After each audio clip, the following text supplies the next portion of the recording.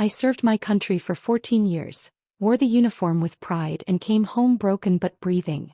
I thought the hardest part of my life was behind me, until I opened one envelope and realized my own brother had been stealing from me. He claimed he was my caregiver. Claimed I needed daily support. Claimed he was by my side helping me survive my trauma. But I hadn't seen him in 5 years. And now he's been collecting VA caregiver checks, under my name. This isn't just a story about money. It's about betrayal. About how someone you once trusted with your childhood can weaponize your pain for a paycheck. This is my story, Major Brielle Carson, and how I exposed the VA caregiver lie. If stories like this matter to you, hit that subscribe button. Because silence protects no one. But truth? Truth changes everything. I used to think war was the worst thing a person could live through. I was wrong. Because nothing, and I mean nothing, cuts deeper than betrayal.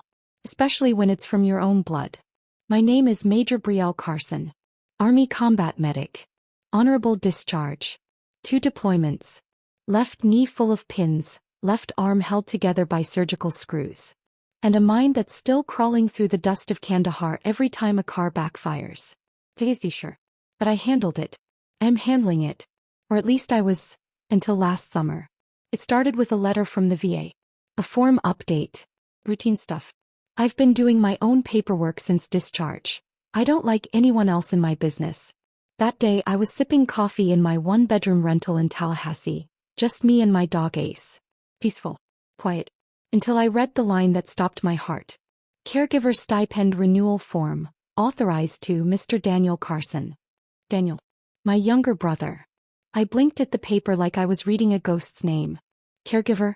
What the hell? I hadn't talked to Daniel in 5 years. Not since Mom's funeral. We'd fought in the church parking lot. He blamed me for not flying home more often. Said the military changed me. Said I was always trying to be the hero. I told him he was still the same lazy bastard who never worked a real job. That was the last time we spoke. So how in God's name was he listed as my VA caregiver? I flipped the paper over. It wasn't a mistake. There it was in black and white. Initial authorization, 2021. Renewal processed, 2023. With monthly payments. 2 years. That son of a bitch had been collecting caregiver benefits for 2 years. I felt a chill climb up my spine. It wasn't even about the money, though yeah, it stung. What burned more was the lie. The fact that Daniel had filled out paperwork, faked my consent, and told the government I was some fragile shell of a person who needed him to support my recovery. That he'd been providing daily help with routine activities and emotional support. Bullshit. I run 5 miles every morning. I cook my own meals. I manage my own meds, my dog, my bills. I survived war. And I sure as hell didn't need Daniel playing Florence Nightingale on paper. I called the VA that afternoon. And that's when the real nightmare began. The rep on the phone was polite but confused. Ma'am, according to our records, your caregiver certification is active and was last verified through in-home check-ins. I nearly choked. What check-ins? He double-checked. We have documentation from a Mr. Carson confirming monthly status. Says he's been helping you manage anxiety, transportation to appointments, household chores. I laughed. Out loud. It was either that or scream. Daniel lived 4 states away. He had never taken me to a single VA appointment. I'm reporting fraud, I said. The woman's tone changed. He started typing. Asked for my ID verification. I gave it. Then I gave her everything I knew, which wasn't much. Just the shock, the betrayal, and the blind rage curling in my stomach like barbed wire. Thank you, Major Carson, she said quietly when I was done. We're going to escalate this to our integrity review unit. You may be contacted. I hung up. And I cried. I'm not ashamed to admit that. It wasn't just the betrayal. It was the why. Why would my own brother fake a caregiver claim? Why me? Was I that invisible to him? Just a signature? A meal ticket? I thought about our childhood, growing up in Jasper, Alabama. He was always the golden boy. The one Mom babied, the one who got away with everything. I was the tough one. The tomboy. The kid who broke her wrist jumping out of the barn roof and didn't cry. The one who joined ROTC in high school and left home before I turned 19. Daniel stayed behind. Drifting from job to job. Sometimes fixing bikes, sometimes working in a warehouse. And sometimes, just crashing on people's couches. I sent money a few times. Then I stopped. Now I realized, maybe I never should have. Because the worst thing you can do for some people is save them. They start expecting it. Days passed.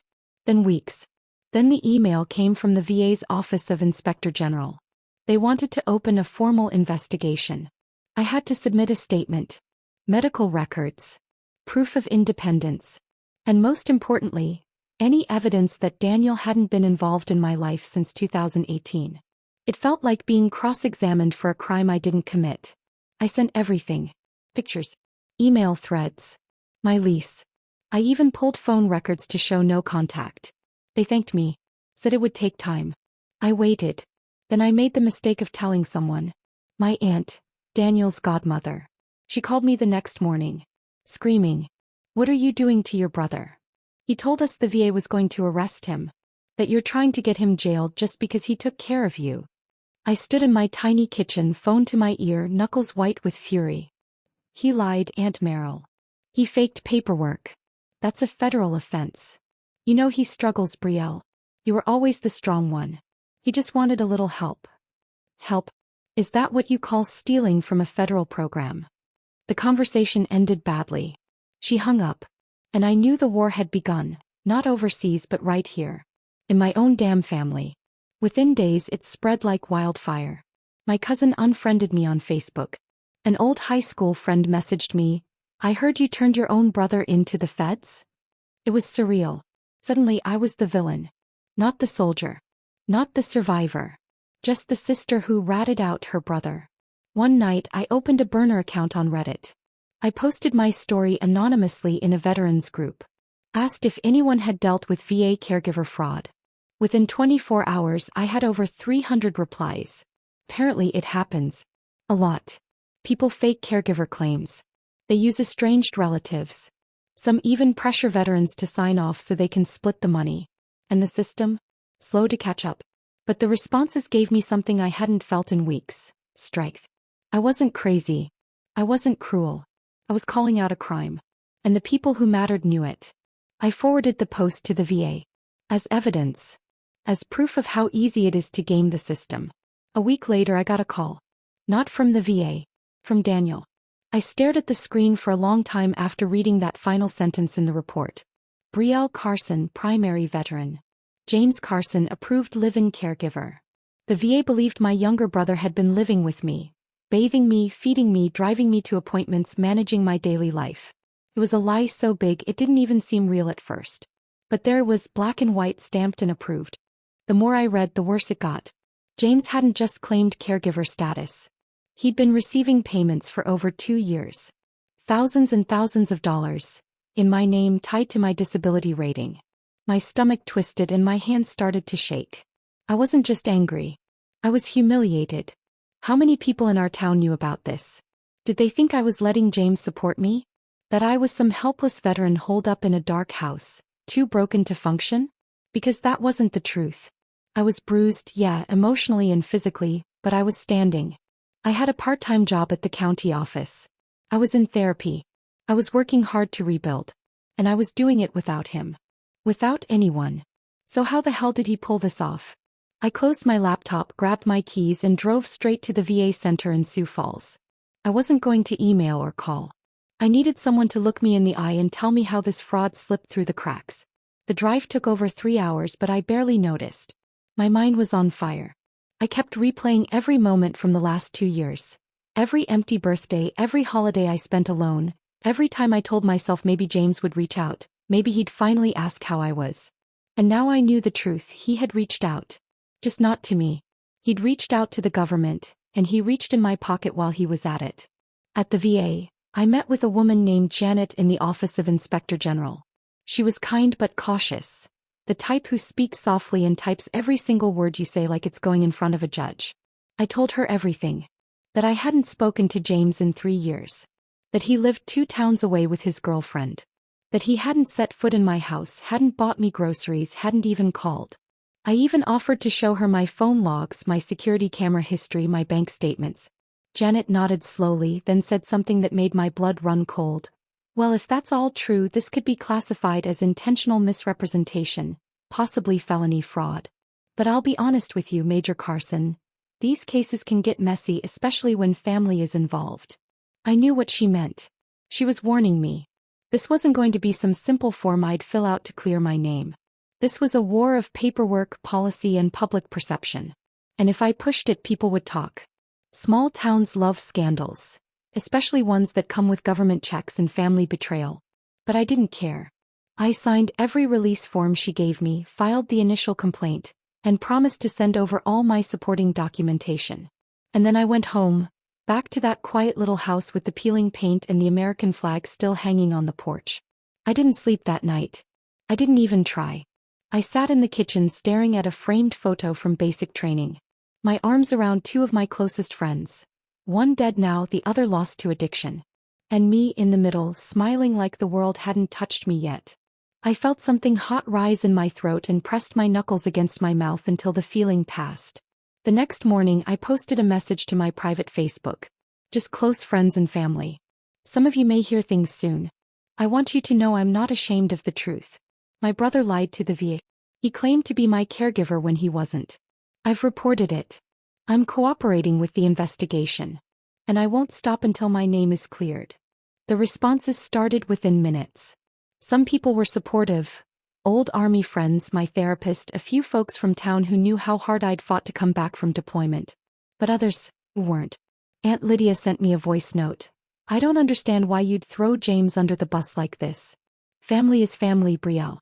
You don't air dirty laundry. A guy I dated briefly messaged. Wow. You're really gonna ruin your own brother's life over a few bucks. I ignored them all. Because they weren't the ones living with this weight. They weren't the ones reading reports that painted me like an invalid, like a ghost being propped up by a man who hadn't seen me in years. And they definitely weren't the ones who had to explain to the VA, and possibly the courts, how a decorated officer ended up the victim of her own damn blood. Weeks passed. Then months. I kept working. Kept going to therapy. Kept documenting everything. Janet called often. The investigation was active. They had pulled payment records, interviews, even home visit notes. That's when things got even stranger. Apparently, James had faked in-home evaluations. Someone had shown up at his house pretending to be me. A woman, short, similar build. Probably his girlfriend. I felt sick. This wasn't just fraud. It was a conspiracy. Planned, sustained, and done with full knowledge of who it would hurt. I started to wonder if James ever saw me as a sister at all. Or just a symbol. A wounded vet with a purple heart and enough trauma to make a convincing story. Something to be mined. Cashed in. It hurt in places I didn't know could still feel. Then came the letter. Certified mail. Department of Veterans Affairs seal on the envelope. Inside was a notice. Your case has been forwarded to the Department of Justice for review of potential criminal prosecution. Please be advised that you may be called upon to provide sworn testimony. I sat down slowly, letter shaking in my hands. It was real now. Bigger than family. Bigger than our town. It was official. I thought about stopping. I really did. The whole thing was ripping me apart. My mom had stopped calling. My cousins wouldn't speak to me. Half the people I saw at the store turned their heads. I was the woman who turned in her brother. But then I remembered why I started. Because I earned my rank. I earned my recovery. And I wasn't going to let anyone, not even James, rewrite my story with a lie. I stood up, walked to the fridge, and taped the letter right to the front with a magnet. It was my reminder. I wasn't the villain here. He was. And I was finally taking back my name. I had thought the worst part was over after filing the official fraud complaint with the VA. I was wrong.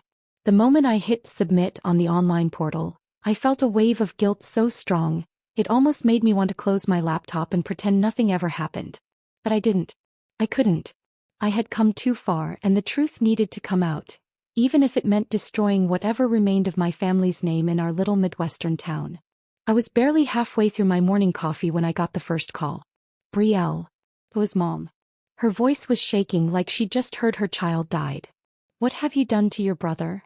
I braced myself. Mom, listen to me. No. You listen.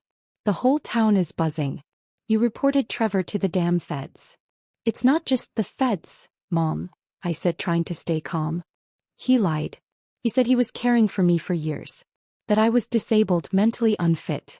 You know that's not true. You don't know what it's like for him, she said, her voice rising. He's had it hard. He thought you were never coming back. I almost choked. That doesn't justify stealing from the VA. From other veterans. From me, Mom. Do you even know what he's been claiming? She didn't answer. I ended the call before she could say something I wouldn't be able to forget.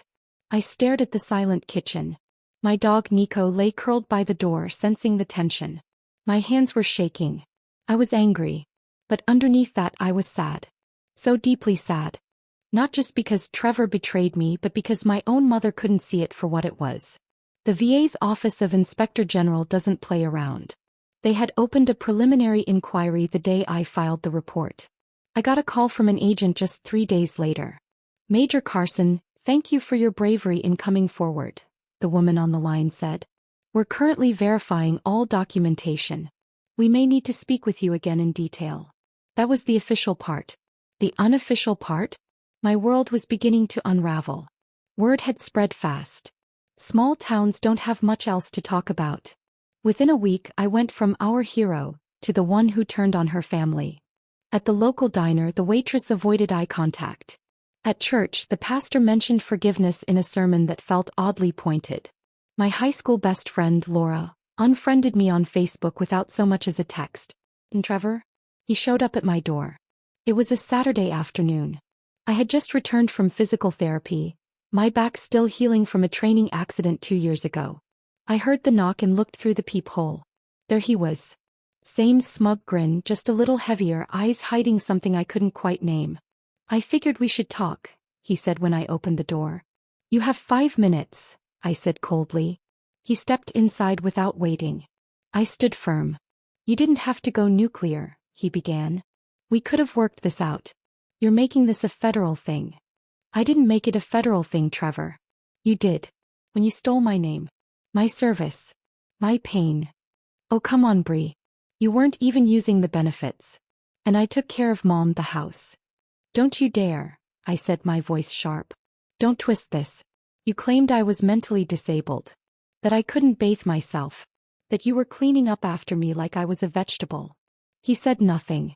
You humiliated me, I added. And for what? A few $1,000s a month. That money kept the lights on, he snapped. You don't know what it's like to be stuck here with nothing. You got out. You got medals, travel, respect. All I got was stuck in a town that forgot me. I stared at him for a long time. I finally understood. Trevor didn't just steal from me. He resented me. My service. My escape. He hated me for being who he couldn't become. And for years he found a way to punish me without ever lifting a finger. You need to leave, I said quietly. He walked to the door, but before he left he said something that chilled me to the bone. This town's going to eat you alive. And when it does, don't come crawling to me. Then he left. The next few weeks were worse than anything I faced in combat. Not because of guns or bombs or politics, but because of silence. The kind of silence where people look right through you. Where old friends stop calling. Where family suddenly becomes unreachable. Even my cousin Mary, who once told me I was her role model, posted something on Facebook about snitches ruining lives. I thought about taking it all back. Calling the VA, telling them it was a mistake. But I didn't. Because this wasn't just about me anymore. I learned through the investigator that Trevor had collected over $96,000 in caregiver benefits over 4 years. Money meant for real caregivers. For real disabled veterans. And he wasn't the only one. Apparently, VA caregiver fraud is a growing problem. Quiet, difficult to detect, often protected by family shame and silence. And that made me furious all over again. I agreed to testify if it went to court. I provided them with proof, travel logs, deployment records, emails, phone records showing I hadn't even spoken to Trevor in years. The government was moving slowly, but they were moving. And that gave me strength. Then came the mail. A handwritten note. No return address. Simply said, "You think you're better than us now? You're not. Get out." I sat there for a while staring at it. I didn't cry. Instead, I called the VA hotline and reported the harassment. Later that evening, I pulled out a dusty cardboard box from my closet. Inside were medals, old photos, and a crumpled letter from my commander on the day I left. I unfolded it. You've served this country with honor, with courage, and with integrity.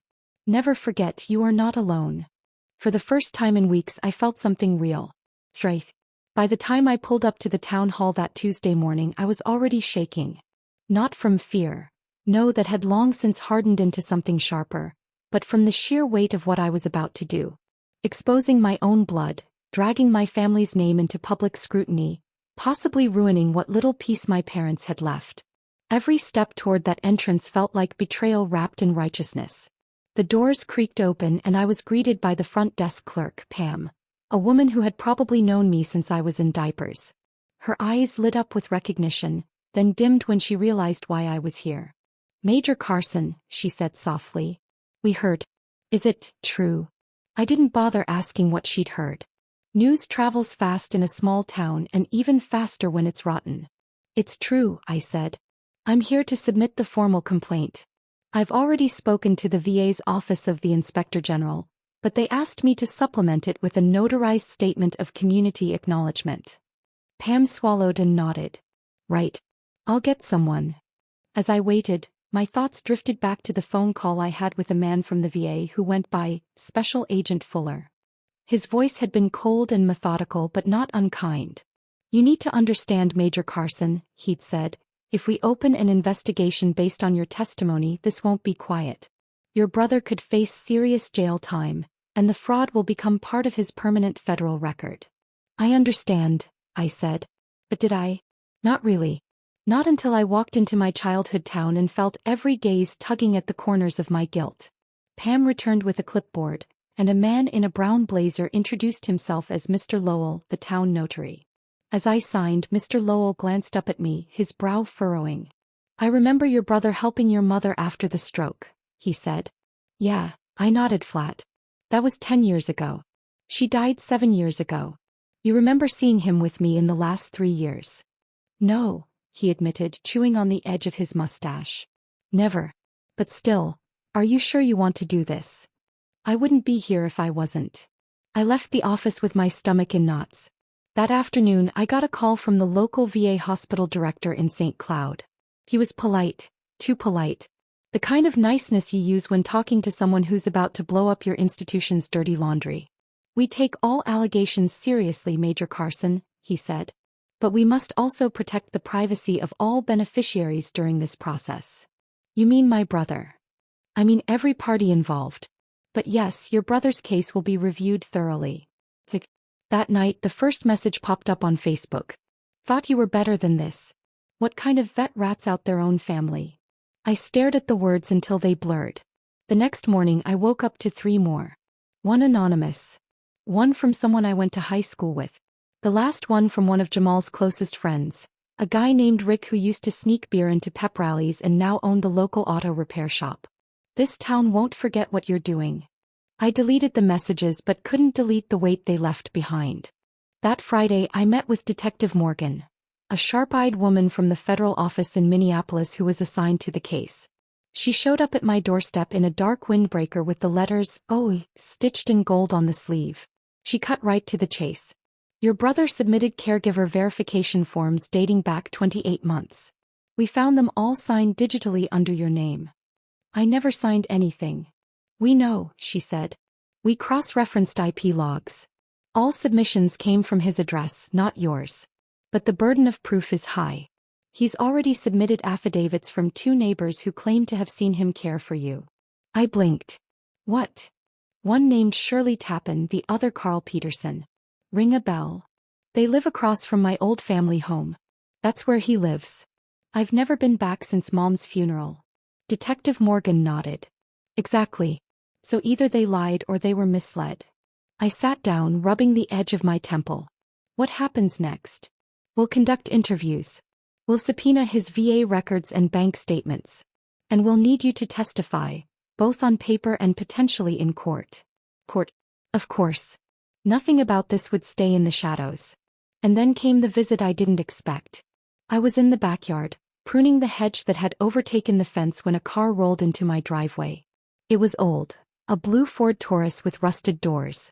I didn't need to see the plates to know who it was. My brother. He stepped out, eyes hidden behind sunglasses, hands shoved in his pockets. Jamal looked older than I remembered, not just age-wise but tired. Ragged in the way people get when they've spent too long lying to themselves. "You going to let me say something?" he asked. "You've already said enough. Through forged documents and stolen money." He winced. "It wasn't like that. I needed help. I was broke. I thought, look, it's not like you were using it. You don't even live here." "I didn't need a caregiver, Jamal." "I know," he said lower. "But it was just sitting there. Government money. You think they actually care?" I dropped the shears. "That's the excuse? That they don't care, so stealing is okay?" "I didn't steal from you," he snapped. "I stole from them. But you used my name. My record. My service. You think I went through hell overseas just so you could ride my sacrifice like a free meal ticket?" He looked down. "I'm sorry." "No," I said, stepping closer. "You're sorry you got caught." He didn't argue. He just got in his car and left. 2 weeks passed. Then a month. The investigation deepened. I was called into a deposition with 3 VA attorneys present. I provided texts, emails, and even a photo of the last time I saw Jamal. A blurry Christmas dinner from 4 years ago. The local news picked up the story and suddenly my name was in headlines. War hero accuses brother of VA fraud. Veteran sibling feud tears family apart.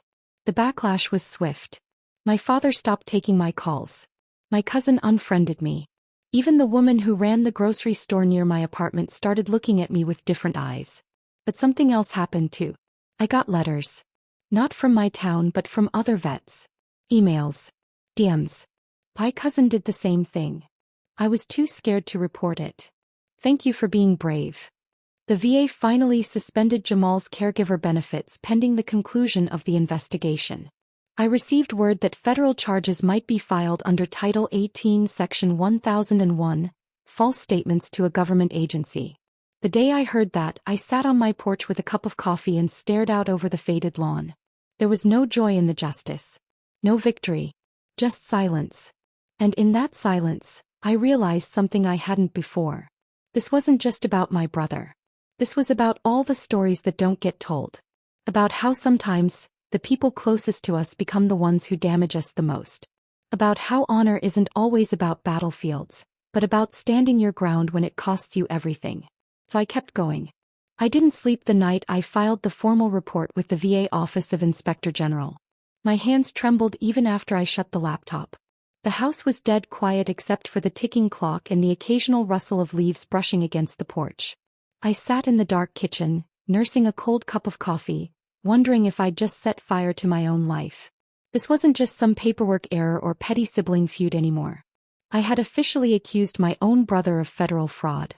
The next morning, I woke to 2 missed calls from a blocked number and a voicemail from a woman identifying herself as Special Agent Karen Mueller with the VA OIG. He wanted to talk. My stomach knotted. I called back immediately and within the hour she was sitting at my kitchen table, notebook open, eyes sharp. She didn't come to comfort me. This wasn't therapy. This was serious business. Agent Mueller laid it out straight.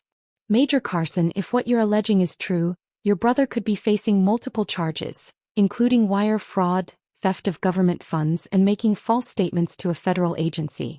You understand the weight of this?" I nodded. "Yes, ma'am. I do." She flipped through a folder and looked at me again. "And you swear, under penalty of perjury, that you have not been in contact with your brother in at least 4 years?"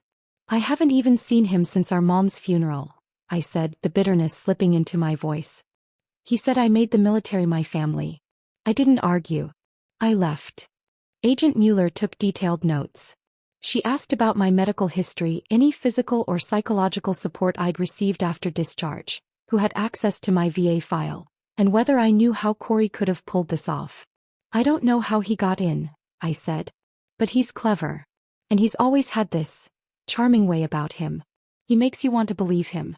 He did it to my mom too, over and over." Mueller nodded. "We'll begin an audit of his claims and see if his documentation matches what the VA has on file for your post-discharge condition. You'll probably be called in to verify your own records. We may also need a statement under oath." I agreed, though my throat tightened with anxiety. As she packed up, she warned me, "If this escalates, and I suspect it will, be ready for backlash. Family, community, These things don't always stay neat. He was right. By the next week, the rumors had already started. I went to grab groceries and caught a whisper between two older women near the produce section. She's turning in her own brother. Poor Corey. All he did was try to help her. She's always been the difficult one. Took everything in me not to scream. Difficult? I deployed 3 times. I was almost killed in Kandahar. I came back with a shattered leg, permanent tinnitus, and enough nightmares to drown a person, and I was the difficult one? What no one seemed to care about was the truth. My brother had exploited my name, my service, and my trauma to milk money from the government. For years. And nobody noticed. Not even me. That was the part one couldn't shake. The day I visited the regional VA office to review my file, a woman named Carmen guided me through my records. She was kind, empathetic. But even her eyebrows rose as she scrolled through the caregiver documents. According to this, your brother's been submitting monthly updates about your physical and mental health, she said, frowning. He's listed as attending your medical appointments, providing daily care, grocery shopping, medication management. I laughed bitterly. That man doesn't even know what medications I take. He's also listed as your emergency contact and has authorization to speak on your behalf. What? Carmen turned the screen toward me. There was, in my file, a scanned copy of a power of attorney. It looked almost perfect. My name, my supposed signature, notarized in another state. I felt like vomiting. I didn't sign this, I said quietly. This isn't my signature. Carmen nodded. Then this is forgery. And it's federal. I filed an additional affidavit on the spot, declaring the document fraudulent. Later that evening, I drove out to the lake just past the county line. I sat on the hood of my truck, staring at the still water. I kept playing it over in my head. Every memory of Corey from our childhood, every fight, every silent car ride after family dinners. I thought of the way he used to braid my hair when we were kids. I thought of the time he picked me up from basic training graduation with a homemade, "Welcome back, soldier" sign. No. Now he was a thief with my signature on fake documents. When I got back home, there were 3 voicemails from him. The first was smug. Brielle. I know what you're doing. You think you're so righteous? You always needed to be the hero, didn't you? Well, guess what? This isn't the military. You're not in charge anymore. The second was desperate. Brie, come on. I only did it because I needed help. You think it's easy out here? You disappeared. We thought you were dead half the time. And the third was full of rage. If you ruin my life, I swear to God I'll take you down too. You think people here are on your side? They're not. They see you as a traitor. I sat in my living room, phone in my lap, wondering if I was doing the right thing. But that moment didn't last long. The next day, I received notice from the VA that Corey's benefits were temporarily frozen pending investigation. By the weekend, he showed up at my front door. I hadn't seen him in years. He looked older, grayer, more bloated, red in the face. He banged on the door like he had a right to be there. I opened it because I wasn't afraid of him. I should have been, maybe. But I wasn't. You called the feds on me? He shouted before I could even speak. I crossed my arms. You lied to the government, Corey. You forged my name. You've been stealing money for years under the guise of being my caregiver. He laughed bitterly. You don't even care, do you? All those years you didn't call. You didn't write. And now that someone's paying attention to your problems, suddenly you care. I didn't ask for this, I snapped. You made me part of a fraud. You made my name dirty. I gave everything to this country and you turned it into a check. His face twisted. You think you're better than me. You always did. I didn't answer that. Because maybe deep down, maybe I did. He stormed off eventually, slamming the gate behind him. But that wasn't the end. That week someone slashed my tires. A few days later someone egged my house. Then came the hate mail, handwritten notes in the mailbox calling me a snitch, a fraud, a cold-hearted sister. Small towns are strange that way. Loyalty doesn't always follow truth. It follows whoever can shout the loudest in the diner at 7 a.m. But I kept going. The case picked up steam. Agent Mueller called with updates. The power of attorney was proven fake. Corey's caregiver log had dates where he claimed to be driving me to appointments while he was actually posting selfies on vacation in Mexico. The bank records showed deposits that didn't line up with caregiving reimbursements. He hadn't even filed taxes on the income in 3 years. It was unraveling fast. But so was my life. I couldn't go anywhere in town without feeling the stares. I'd never felt more like a ghost in the town I was born in.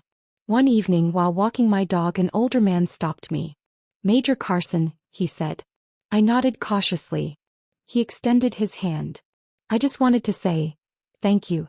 My son's in the Navy. What your brother did, hell, it makes us all look bad. You did the right thing." I didn't realize I was crying until I got home. Because that was the first time anyone in this entire ordeal told me that I did the right thing. The next morning I drove out to my old high school parking lot and parked where the buses used to line up. I needed space, somewhere to think. I watched the wind ripple across the football field, saw the goalposts still standing like soldiers at attention. My hands were trembling. All night I hadn't slept. My head had been replaying one question over and over. Why me? Of all people, why would Aiden lie about taking care of me? Did he really think I wouldn't find out? Or did he think I was so broken from war, so lost in my own trauma, that I'd let it slide? I knew what I had to do next.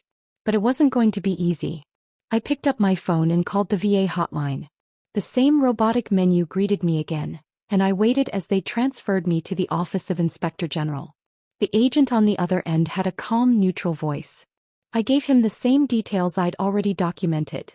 My full name, my service ID, Aiden's name, our relationship, and most importantly, that I had never received care from him. He asked me the expected questions. Have you ever authorized anyone to apply for caregiver benefits on your behalf? No. Have you ever received assistance from him? Transportation, cooking, daily care? No. Do you have any physical or mental conditions that might have led to confusion or forgotten communication? I've been deployed, but I'm not delusional. I didn't say that last part. I just said no. I need to be clear with you, the agent said, a shift in his tone. If this leads to an investigation and the findings confirm your statement, your brother could face criminal charges. I'm aware. And you're still okay moving forward? I hesitated for less than a second. Yes. We ended the call and I just sat in silence. I thought about my mother, what she'd say if she knew. Maybe she did already. Or maybe, like so many things in this town, it was just easier to pretend. I thought about what would happen when people found out. We weren't some faceless family from a city no one knew. We were the Carsons. Small-town royalty. At least we used to be. The headlines would sting. Veteran's own family exploits VA system. The judgment would fall on me just as hard. But I couldn't care about that anymore. I spent the rest of the week preparing my statement. I gathered every document I had, VA correspondence, bank statements showing no deposits from Aiden, copies of my medical records proving no need for at-home care.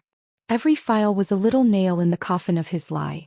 I built the case methodically, not as his sister but as a former officer. I was going to bring the truth forward no matter what it cost me. A week later, I got a call from a woman named Sarah, an OIG investigator. Her voice was warm but businesslike. "We're opening a preliminary review," she said. "I'll need you to meet with me in person." I agreed. We met at a regional VA office outside Chicago. I wore my uniform not out of vanity but because I needed them to know who I was. Not just a whistleblower, an officer who served, who bled for this country. Sarah shook my hand firmly. "We don't see many veterans reporting their own family." I gave a tight smile. "You'll see more. People are getting bolder." She recorded everything. She asked thoughtful, precise questions. At one point she asked, "Why do you think he did it?" And for the first time I allowed myself to say it out loud. "Because I was gone," I whispered. "Because I wasn't here to stop him." When I returned home, the first person I ran into at the gas station was Mrs. Donnelly, my middle school math teacher. "Brielle," she said, beaming. "Back for good." "I'm trying," I replied. She leaned in, eyes scanning my face. "Tell Aiden I said thank you. What a blessing he's been for you." I froze. "Sorry."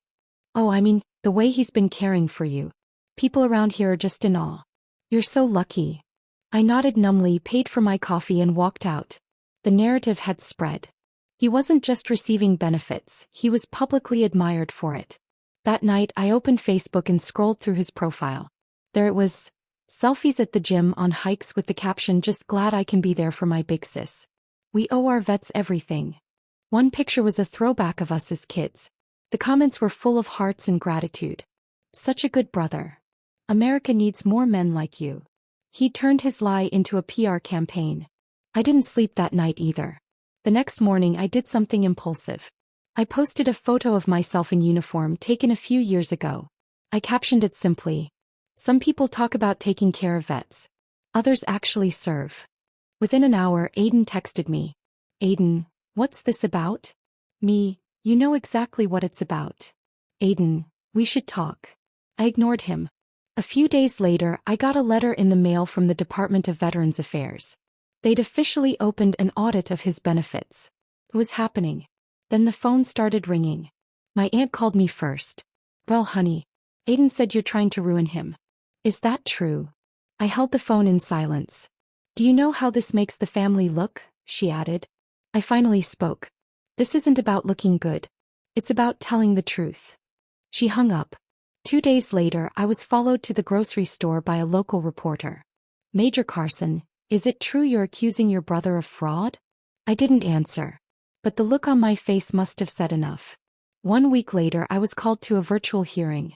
Aiden was there, appearing via video from his lawyer's office. He looked clean-cut, calm. His lawyer did most of the talking. "She's just confused," he said. "Brielle's gone through a lot. PTSD is a real thing. This is probably a misunderstanding." I unmuted my mic. "How dare you weaponize my service like that?" The moderator asked for order. I continued. "If I had needed care, I would have asked for it. But I didn't. Because I was overseas. And he knows that.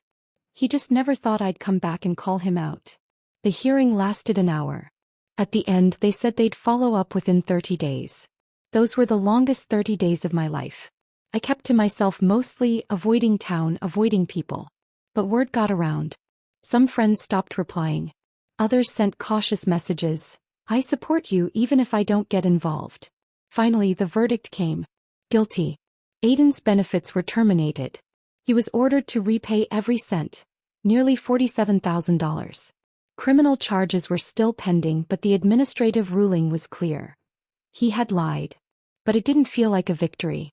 I sat alone that night, staring at the ruling. My hometown wouldn't throw a parade. There were no thank yous. Just quiet. Cold quiet. Aiden never apologized. Instead, he posted a vague quote on Instagram: "Family will betray you faster than strangers. Be careful who you trust." I didn't report him for revenge. I did it because I served with people who needed those caregiver benefits. People who couldn't walk. People who had their limbs taken by war, their minds fractured. And when someone fakes it, when someone abuses it, it takes away from the ones who actually sacrificed. That's why I did it. It was a Tuesday morning when I received the email that changed everything. The VA investigator, Carol Morales, had finally secured the authorization to access all caregiver payment records under my Social Security number. It had taken weeks of legal wrangling, back and forth emails, and several painful interviews. But finally, someone believed me, at least officially. Carol's email was short and to the point. "We have confirmation. The records align with your claim. I'll call you this afternoon." I just stared at the words for a while. Relief didn't come right away. My chest tightened. My heart thudded harder. Because I knew that once the truth was in writing, the real war would begin. The war with my town, my family, and maybe with myself. When she called, I was sitting on the back porch, the late autumn air brushing against my arms. "It's not good," she said. "You were right. Your brother's been collecting caregiver benefits for 4 years straight. Around $2,100 monthly. It was approved based on a fake initial intake form. Claims of mobility issues, severe PTSD episodes, and daily dependency on help with daily living. They submitted progress notes too." I closed my eyes. "Progress notes." She sighed. "Yes. Monthly documentation. Someone wrote detailed updates. Either he forged them or he had help. But every line is a lie." My mouth went dry. Who approved it all? "There's a nurse practitioner, contractor, who signed off most months. We're looking into whether she was involved knowingly. That's a separate track. But the fraud, it's clear." I hung up and sat still for a long time, listening to the rustle of leaves. This wasn't just a sibling's betrayal. It was theft. A lie crafted carefully, maintained consistently, and rooted in my identity. I wondered what he said about me in those forms. What version of me had he painted? A broken soldier? A disabled veteran who couldn't function alone? How many people had looked at those lies and pitied me? And how many believed them? The next few days were filled with formal steps.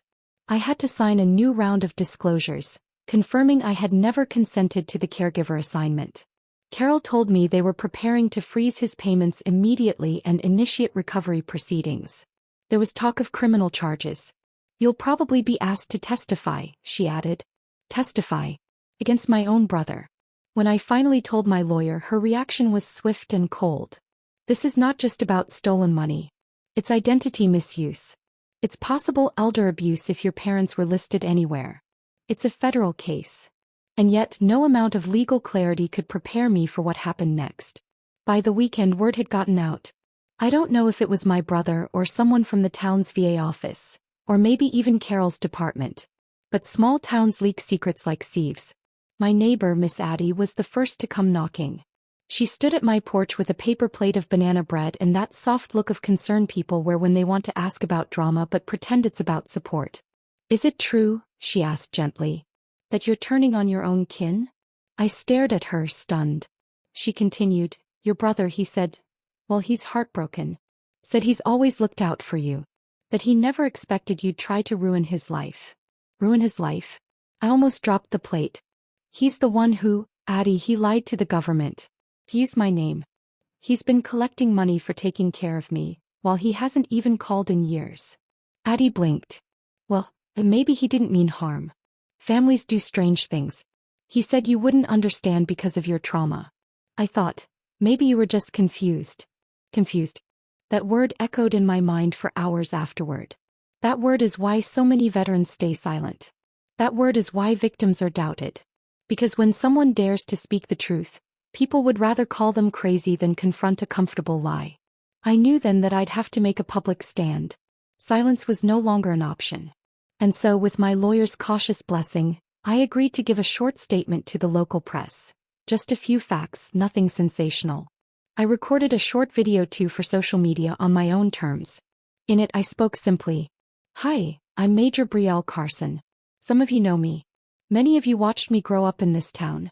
I served 12 years in the Army. I've worked hard to rebuild my life after service, alone.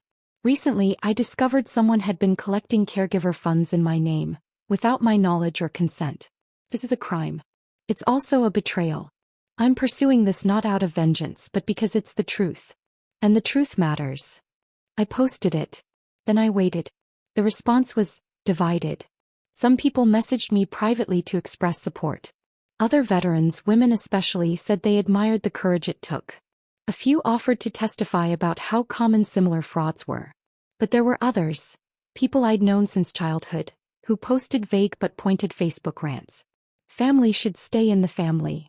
Can't believe some folks are chasing clout with uniforms and old grudges. She's not the same since she came back from war." One morning I walked into the gas station and found two people whispering near the soda machine. The moment they saw me they stopped, lips tight. I forced a smile and kept walking. But I heard the word "pu" muttered behind me like a slur. The worst blow came from my cousin Marcy. She texted me a long message essentially calling me selfish. That my brother had done what he thought was best. That I was being cold. That family loyalty should matter more than money. I stared at her words in disbelief. My loyalty had limits, especially when justice was at stake. Especially when lies were stealing benefits from veterans who actually needed them. The final straw came 2 weeks later when I got a call from the VA Fraud Division. They were forwarding the case to federal prosecutors. The wheels of justice were turning. Slowly, yes, but surely. My brother had been served with notice of investigation. His benefits were officially halted. I didn't celebrate. Instead, I sat alone in my car outside the post office, hands shaking, and cried. Because even when you do the right thing, sometimes it hurts like hell. There's a cost to telling the truth. Especially in places where silence is the default currency. I was losing the only family I had left. But I was gaining something else. My voice. And I wasn't about to lose that again.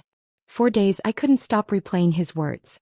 The moment he confessed on that porch, tears and all, didn't erase the damage.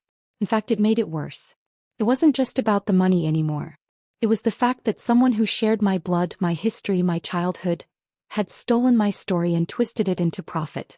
I sat in the county courthouse parking lot for nearly an hour that next morning. The documents were ready. My attorney had arranged everything, clear, chronological evidence of fraud. Photos. Reports. The timeline of my deployments. The undeniable truth that I'd been overseas while Cody claimed he was bathing me, feeding me, and providing emotional support. Funny how they always made sure that phrase, providing emotional support, was in bold on the forms. Before I walked in, I called my mother. Voicemail. Hey, it's me, I whispered. I'm filing the case today. I just thought maybe you should know. I don't want you to hear it from someone else at the church or from one of your little sewing circle friends. I didn't want this, Mom. But he left me no choice. I walked into the clerk's office with the documents under my arm and a storm in my chest. The paperwork wasn't heavy, but the weight of the truth behind it nearly broke my knees. The clerk, a soft-spoken woman with deep creases under her eyes, scanned the documents slowly, nodding. This'll go to the district investigator's desk. Might take a few days, but this is serious, Miss Carson. I know, I said. I wouldn't be here if it weren't. I walked out and stood on the sidewalk. Main Street was too quiet for a town that always boasted how proud it was of its veterans. Flags hung limp on metal poles. Old men sipped coffee under the hardware store awning. But nobody looked at me. It was like they knew. Like the news had already spread through the grapevine and I was radioactive. By noon, my name was already floating through whispers. At the grocery store, I caught my old high school math teacher whispering behind her hand with Mrs. Langley, the pharmacist's wife. Their eyes flicked toward me, then quickly away. I pushed my cart down the aisle and fought the lump in my throat. I had seen war. I had held dying men in my arms. But this was different. This was the battlefield where your enemies wore your last name. That weekend, I didn't leave the house. Every time a car rolled past, my stomach twisted. Every knock on the door made my hands shake. When someone finally left a box on my porch, filled with old photos, a high school yearbook, and my dad's Navy hat, I knew exactly what it meant. They were erasing me from my own family. But I didn't back down. The VA investigators came fast. Quicker than I expected. Probably because they'd seen this kind of scam before, but not often with such clear contradictions. They asked for interviews and I gave them everything. My military records, deployment logs, therapist reports, plane tickets, medical assessments. I let them into the world I had never shared with anyone before. I told them about my PTSD, about the nights I woke up screaming, about the years I spent putting myself back together with no help from anyone in this town, including my brother. Cody, on the other hand, lawyered up. He refused to speak, at least at first. But then the subpoenas hit. Bank records, surveillance footage, VA payout history. That's when the cracks in his lies began to show. His attorney tried to shift the narrative, said I was emotionally unstable, that maybe I'd forgotten how dependent I actually was on him, that maybe I thought I hadn't needed help, but that didn't mean I hadn't received it. I laughed out loud when I read that in the deposition summary. So basically, gaslight the war veteran and call it defense strategy. My lawyer didn't laugh. Then something happened that I never expected.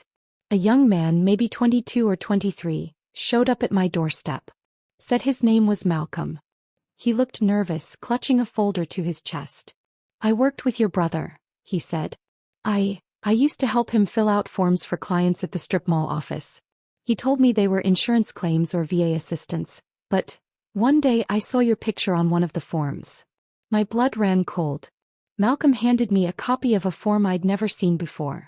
It was an application for caregiver benefits signed in my name. The signature looked like mine, but wasn't. There were boxes checked claiming I needed daily assistance, was unable to cook or bathe, couldn't drive, and that I was unfit for employment. He looked at me, his eyes full of shame. I didn't know what he was doing at first, but when I asked, he told me you were okay with it. He said you signed off on it because you owed him. He looked at me, his eyes full of shame. I didn't know what he was doing at first, but when I asked, he told me you were okay with it. He said you signed off on it because you owed him. I owed him. I hissed.